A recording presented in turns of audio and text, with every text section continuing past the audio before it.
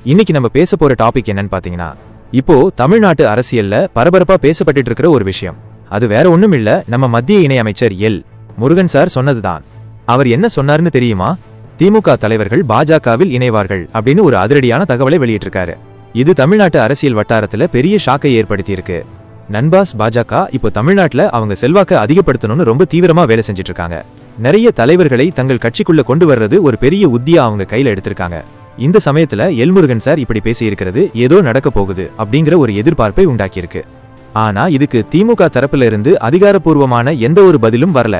சிலர் இது ஒரு அரசியல் விளம்பரம் மட்டும்தான் அப்படின்னு சொல்றாங்க.